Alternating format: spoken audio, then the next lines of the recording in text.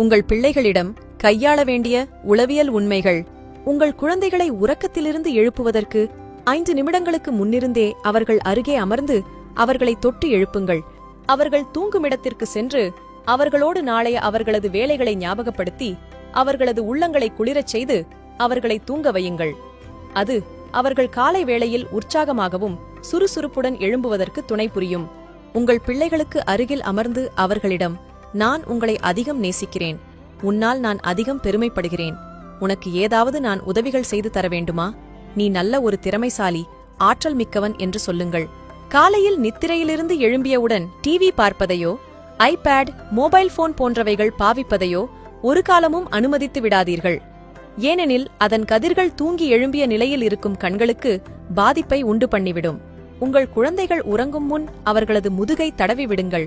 அது உங்களுக்கும் உங்கள் குழந்தைகளுக்கும் இடையே ஓர் உணர்வு பூர்வமான தொடர்பை உண்டு பண்ணும். சிறந்த முறையில் குழந்தை நித்திரை கொள்வதற்கும் சாப்பிட்ட உணவு விரைவில் செரிமானமாவதற்கும் காரணமாய் அமையும். குழந்தைகள் சற்று வளர்ந்துவிட்டாலும் வாரத்தில் ஒரு நாளாவது குடும்பமாக கணவன், மனைவி, குழந்தைகள் என்று ஒரே இடத்தில் உறங்குங்கள். அது உங்கள் குழந்தைகளின் உள்ளத்தில் இருக்கும் பாரத்தை, மனக்கவலைகளை நீக்கி உங்கள் மீது அவர்களை அறியாத ஓர் உள்ளார்ந்த பிணைப்பை ஏற்படுத்திவிடும். குழந்தைகளின் வேண்டுதல்கள், தேவைகள் நிறைவேறாத பொழுது அவர்கள் அழுது மன்றாடி ஒரு பொருளை அடைய முயற்சிப்பதை தடுத்து நிறுத்துங்கள். ஏனெனில் அழுதால் ஒரு பொருள் கிடைக்கும் என்ற மனப்பதிவை அது அவர்களுக்கு உண்டு பண்ணி பிடிவாதத்தால் சாதிக்க நினைக்கின்ற எண்ணம் அவர்களிடம் உண்டாகிவிடும். உண்மை, நேர்மை, துணிவு, விட்டுக் கொடுத்தல், மன்னித்தல், அன்பு காட்டல் போன்ற நல்ல பண்புகள் மீது அவர்களுக்கு ஆர்வத்தை ஊட்டுங்கள். பொய், ஏமாற்று, திருட்டு, அநீதி இழைத்தல், பெருமை, பொறாமை, சூழ்ச்சி செய்தல் போன்ற கெட்ட குணங்களை வளரவிடாமல் அவர்களை எச்சரித்து வையுங்கள். குழந்தைகளை படிக்கும்படி திணிக்காதீர்கள். கல்வியின் முக்கியத்துவம் ஏன் கற்க வேண்டும் என எடுத்துரையுங்கள். பிறருக்கு மத்தியில் குழந்தைகளை திட்டாதீர்கள்.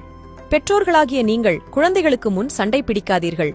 அது உளவியல் பிரிவினைகளை ஏற்படுத்தும். அவர்களின் விளையாட்டு, ஓய்வு நேரம், மகிழ்ச்சிகரமான நேரங்களில் நீங்களும் அவர்களுடன் பங்கெடுங்கள்.